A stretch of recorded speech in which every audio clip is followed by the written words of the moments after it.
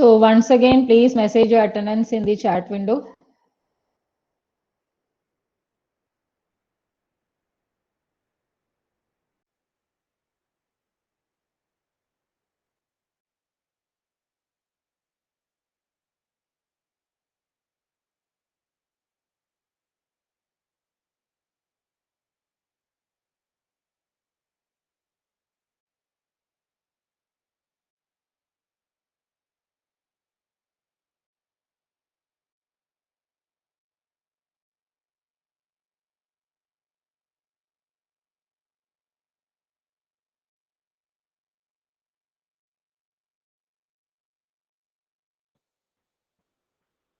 So for your attendance, only your name is required. Don't type the that is not required for my classes.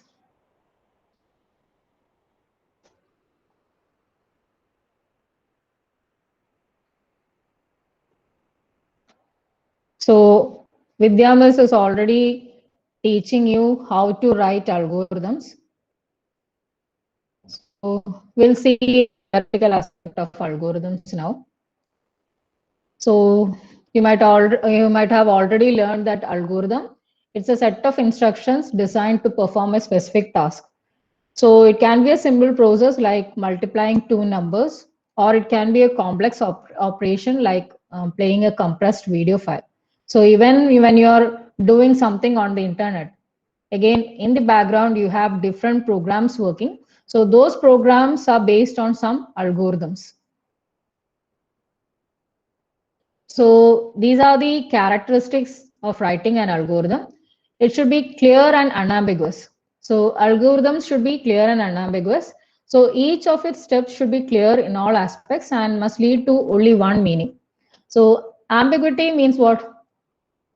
So that is the problem of our natural language. That is when you say something, you might say it in a manner that it can mean more than one thing. So that is called being ambiguous. But when you write an algorithm, you should write in an unambiguous manner. That means it should have only a single meaning. When whoever reads it, that person should be able to understand it clearly. And every say, if I have written my one algorithm for something, and even if 61 of you read the same thing, it should be interpreted by everyone in the same manner. So is it okay? Have you understood that first point?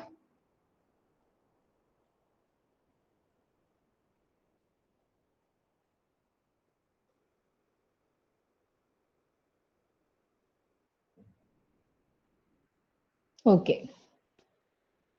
So now you should have, for an algorithm, again, you should have some kind of input. Only if inputs are there, you can write an algorithm. That is, for this set of inputs, you are going to write an algorithm.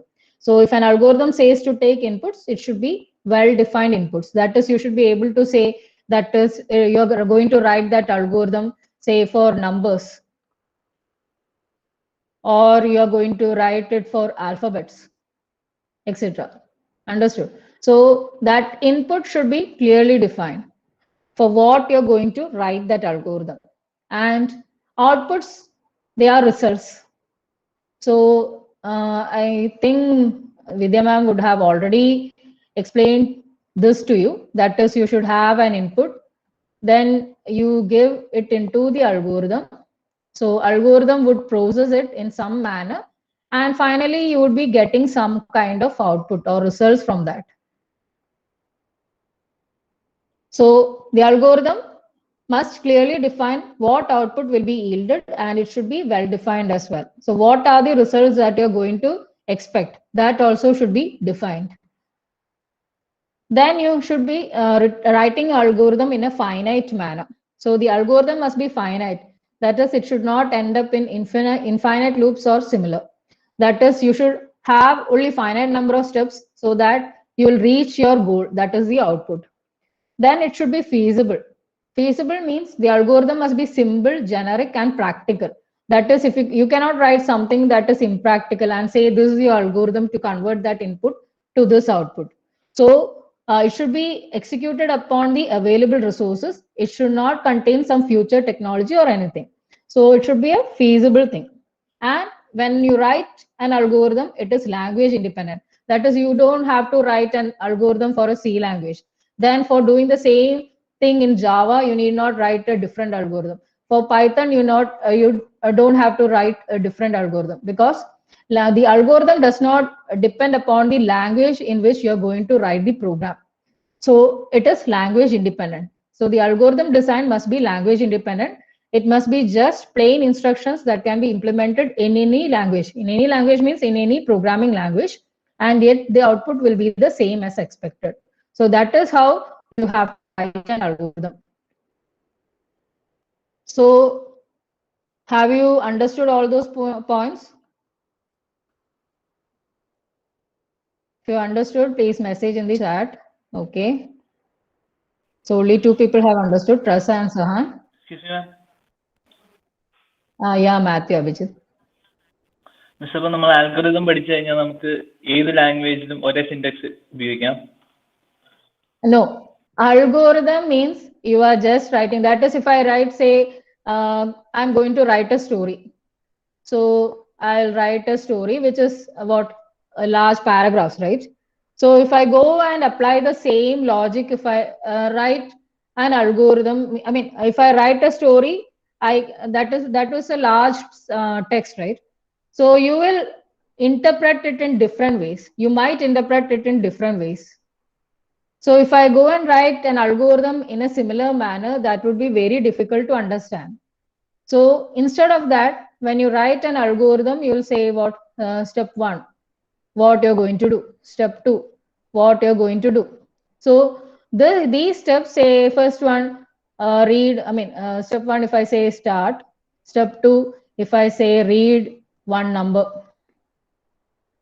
Read input to A.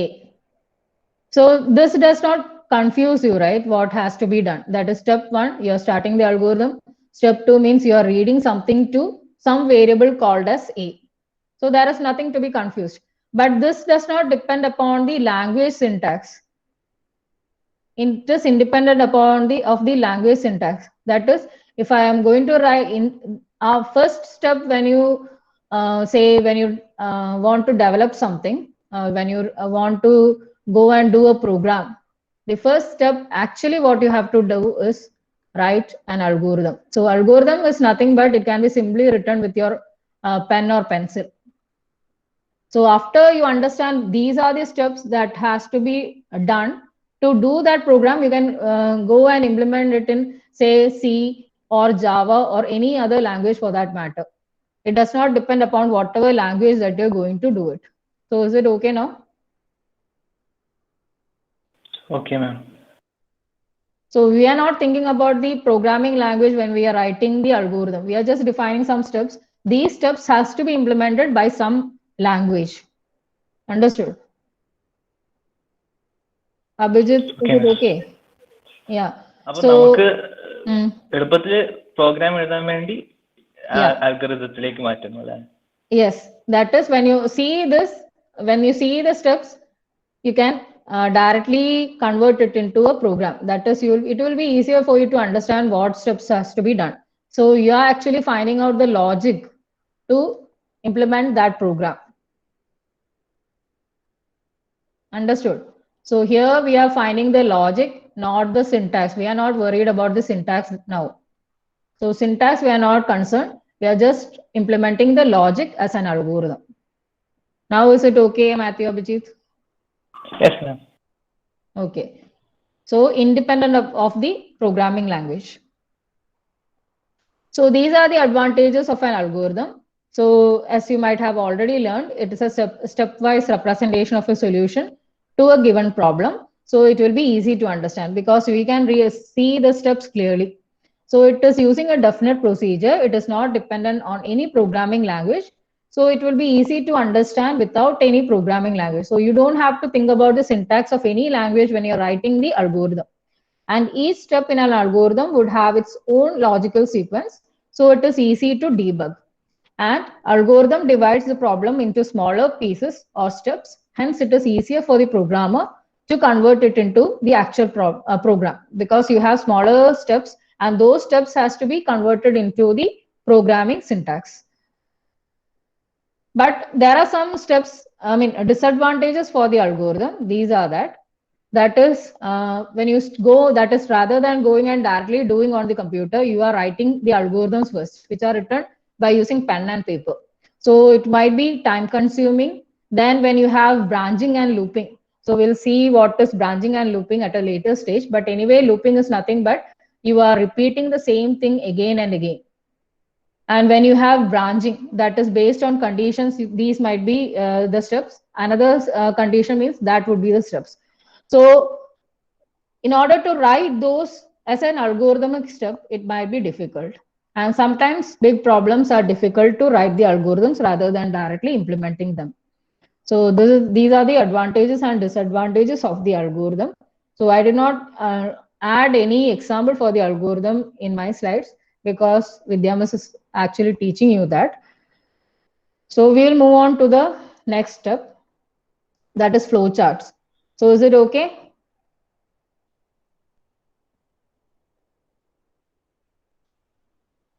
So Zahan is okay. What about others? Okay. So we'll see what are flowcharts. So flowcharts, they are pictorial representations or diagrammatic representation of sequence of logical steps of a program. So rather than writing it as steps like in an algorithm, now we will use geometric shapes to depict the processes and arrows to show relationships and process bar data flow.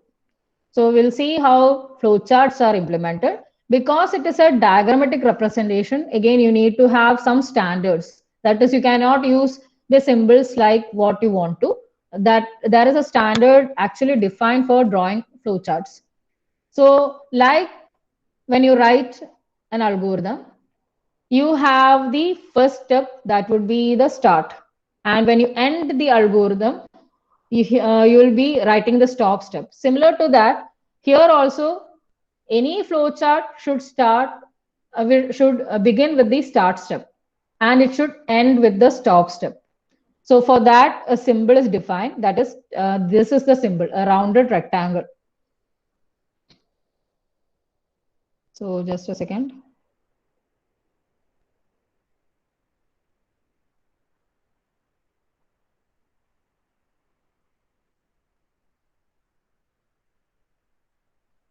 So this is start and stop. Then you have process. So process means if you have something to be computed, you should use a normal rectangle. So here this is a rounded rectangle. Here it is a rectangle. So when you say sum is equal to say a plus b, that has to be written in a rectangle. Then you might have to read some input, right? So that input has to be represented as a parallelogram. So input and output would be represented as a parallelogram. So say I'm reading, read a number, then I will be using this parallelogram symbol. Then you have decision. That is, whenever I need to represent a condition, I'll be using a rhombus. So rhombus is the one that is used to depict the decision. It's a decision box. Then you have arrows. That is, in order to connect these components, I need to have an arrow. So that would indicate the relationship between the elements. Next, you have on-page connectors. So on-page connectors means if I need to say, so from somewhere I am come say it is a large flowchart and that is spread on my page. So say I want to, it is not possible to draw an arrow to this. Then I will be using an on-page connector.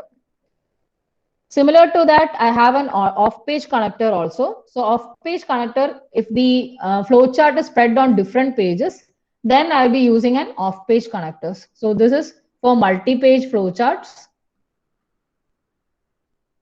Because I have already started my flowchart in some other page. And if I have my, say, my flowchart is spread on my single page itself, it is a large flowchart which is spread out on my single page and it is not possible to connect the arrows. If I cannot cross one arrow, that is, I cannot write like this. I cannot connect like this. So in order to avoid these, I can use an on-page connector. So have you understood the some of the components that would be used in the flowchart?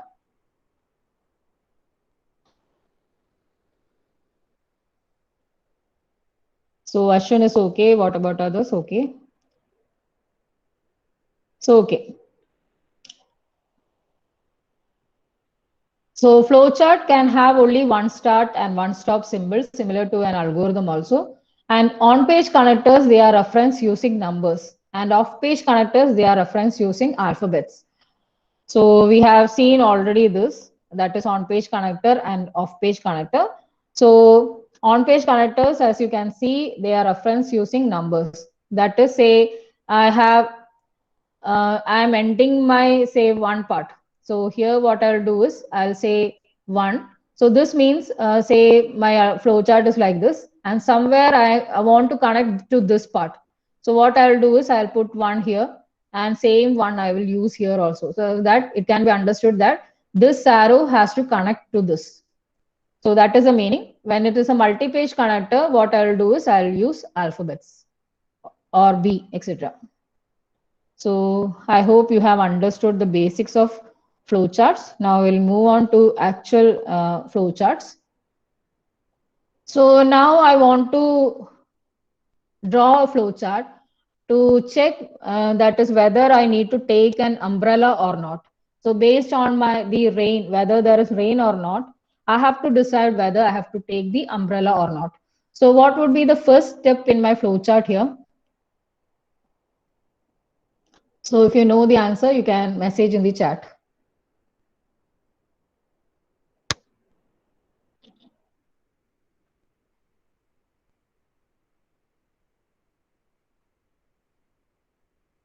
So for this one, I hope you're sitting there with your notebooks.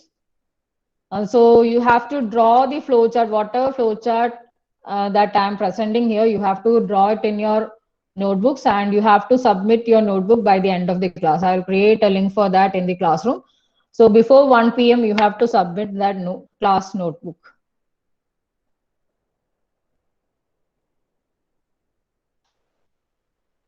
So what should be the first step here?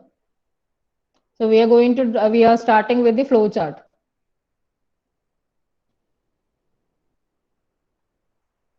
So why no response?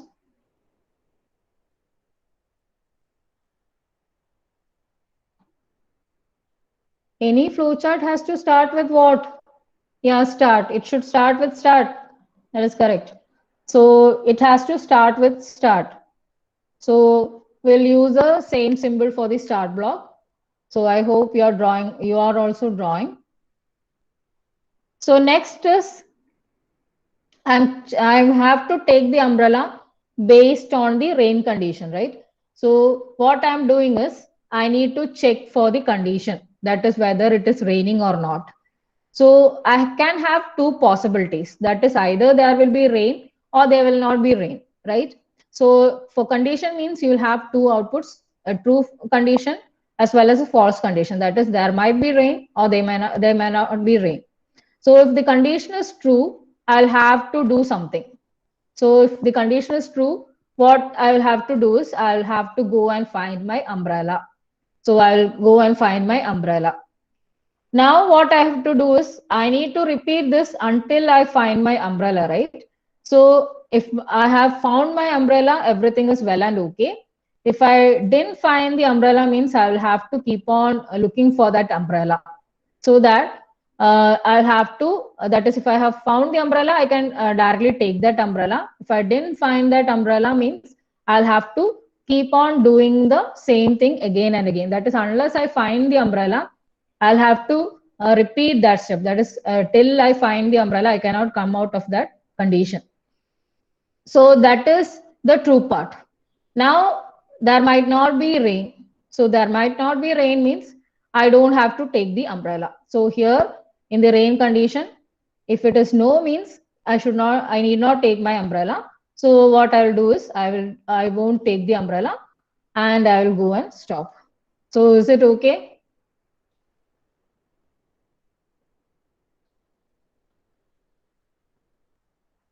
So see the flow chart. If it is okay, please message in the chat.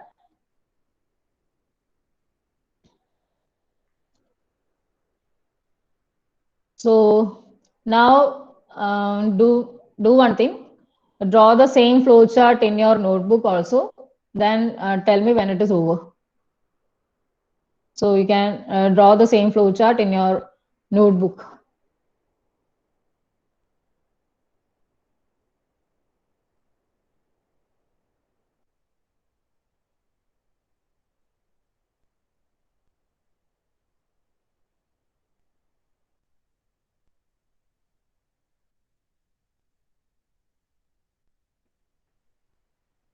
So after you complete the note, please message in the chat that you have completed it.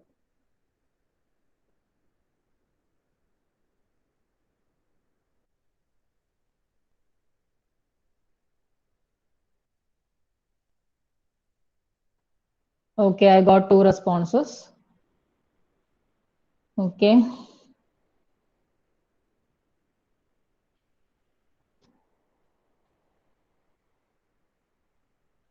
So I'll wait, say, till 12:14.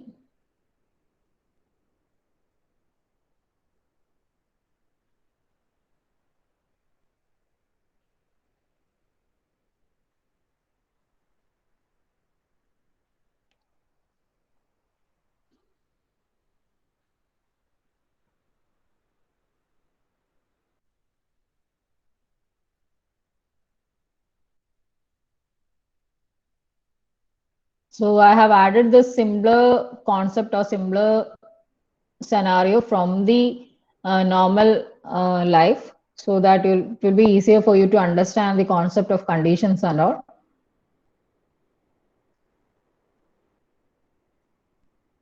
So, okay, we'll move on. Next, I want to add 2 numbers. Now we'll start with programming side. Not the programming side, but anyway, we'll learn about programming in the next class also. So if you have to add 2 numbers, what would be the algorithm for this? If someone knows the answer, they can unmute and speak, or you can message in the chat. Both is fine.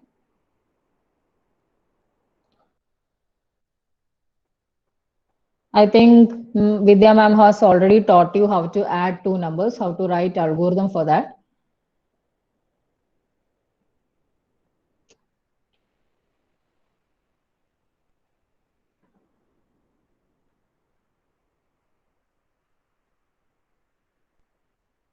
So what would be the first step here also?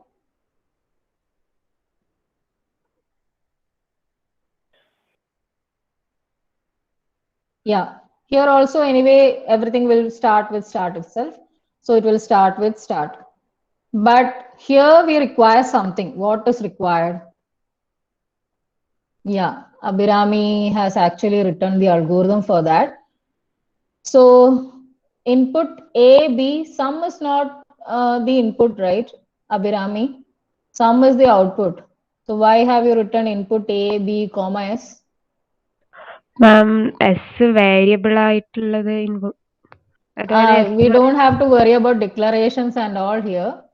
We are just writing algorithms. I mean, algorithm, right? So I don't have to initialize, say if I want to add more, say some number of, say I have to add 10 or 100 numbers, I'll have to initialize that sum. Then it is required. But in this small case, it is not required, right? So we need 2 inputs. That is, 2 numbers are to be given. That is, because we are adding 2 numbers, I need to read 2 numbers. Only then I can add, right? Say if I want to add 2 and 3, I need to say that 2 is my input, 3 is my input. Or if I want to add 4 and 5, these would be my inputs. So is it okay? Have you understood? So now for that, what symbol has to be used? Yeah, Vishnu, that is correct. So what symbol has to be used for representing that input?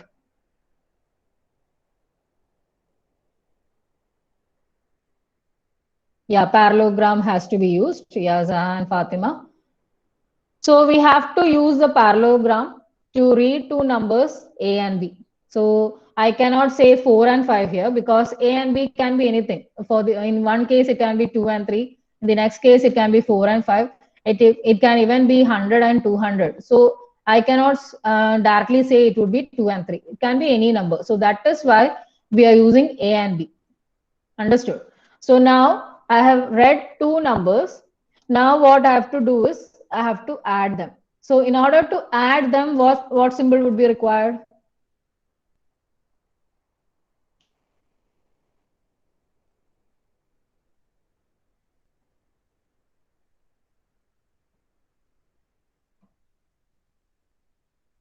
Yeah, sum is equal to A plus B. That is a statement, Vishnu. What symbol has to be required will be used here. Yeah, rectangle has to be used. So because we are computing something. So in order to compute the sum, we'll be using a rectangle. Now I need to display that sum. So I have calculated my sum. So that is in sum. Now I need to display it as an output. So again, what symbol would be required?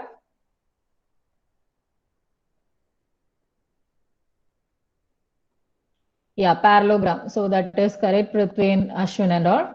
So again, I have to display the sum and I can stop. So again, it's a simple flowchart. I hope you got the concept here.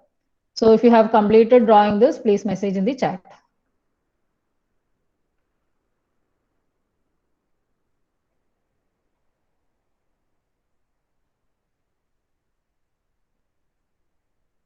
So Anne Maria has completed. What about others? Okay, Sandesh.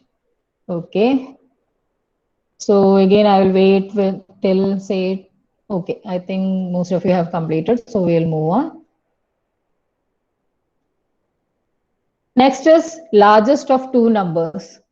So again, I'll have to start. I have to read the two numbers like the previous one.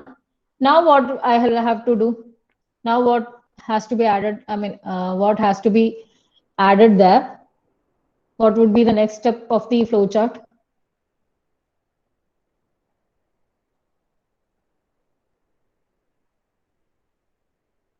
So I need to compare whether I need to compare between A, I have B, and I'm going to check whether A is largest or whether B is largest. So now what should be the next step?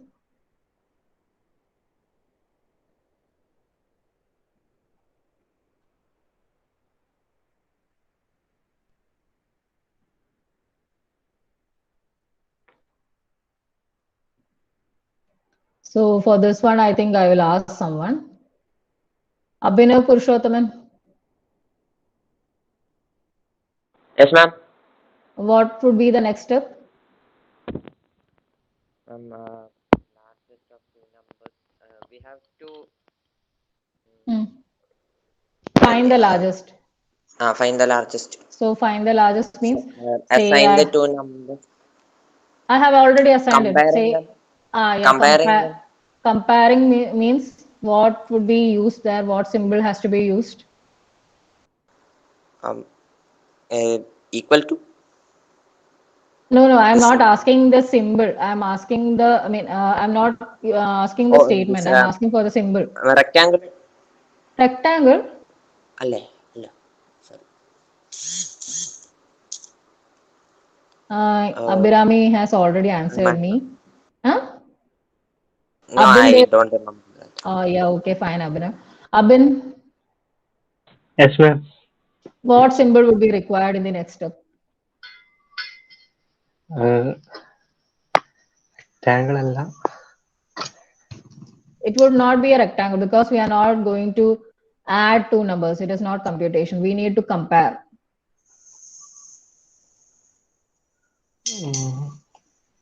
Parallelogram ആയിരിക്കും. Parallelogram?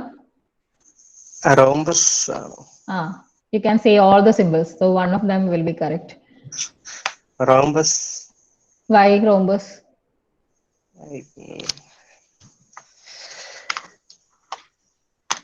അറിയില്ല. Adarsh, Yes, ma'am. what symbol would be the next symbol? Rhombus അല്ലേ? Why? What would be within that rhombus? Condition check ചെയ്യുന്നുണ്ട് largest What? Yeah. What is that condition? Condition If I need to check whether if I am saying say max, I want to check it in max. I need to check whether 5 is greater than 10. What would be used there? What symbol would be used there? Greater than. Yeah, greater than. So I need to use a condition there, right? I need to check whether A is greater than B. So this is the comparison that I have to do in this particular case, right? So I'll have two outputs from here. That is either A can be the largest number. So in this case, you can see that B would be the largest number. Say if the input was like this, 110, then A should be the largest number, right? So in this case, I have to get the output as A. In this case, I have to get the output as B. So there are two possibilities there. So either it can be a true condition or it can be a false condition. If it is a true condition, I have to display what? I have to display A is the largest. So I'll be using a parallelogram there and display largest as A. If the condition is false means, then that means B is the largest one. So I'll have to display B is the largest and I can stop. So is it okay? If you have understood, please message in the chat.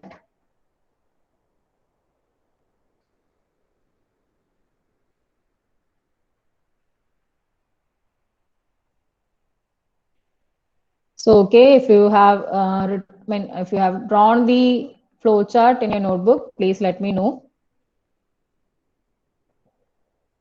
So draw the flow chart in your notebook and message that.